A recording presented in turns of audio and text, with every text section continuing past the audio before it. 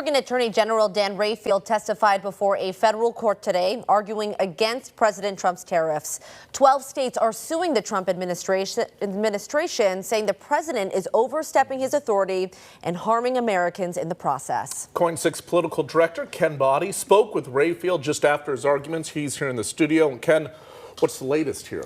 Well, this is one of about 24 lawsuits that Attorney General Rayfield is joined or actually leading.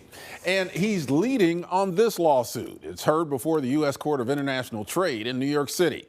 Rayfield claims the president is misusing a law called the International Emergency Economic Powers Act, meant to address unusual and extraordinary economic threats.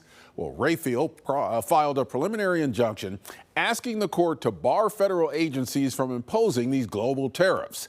A Yale University analysis estimates the tariffs could cost the average U.S. household an extra $3,800 a year as retailers raise prices in response.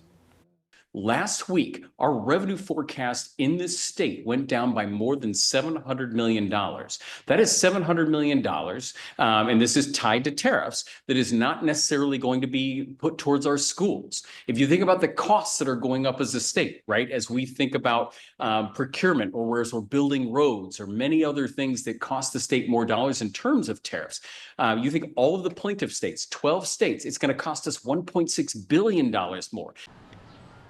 The U.S. Justice Department says the lawsuit should be dismissed because the states have not actually proven harm, and Congress can challenge the national emergency status.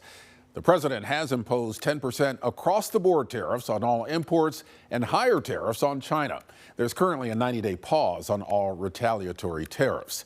Well, the court is expected to issue a decision in the coming weeks as the tariff wars and trade negotiations continue. Attorney General Rayfield has been one of the most aggressive AGs in the country in challenging the president's executive orders on a number of fronts. Yeah.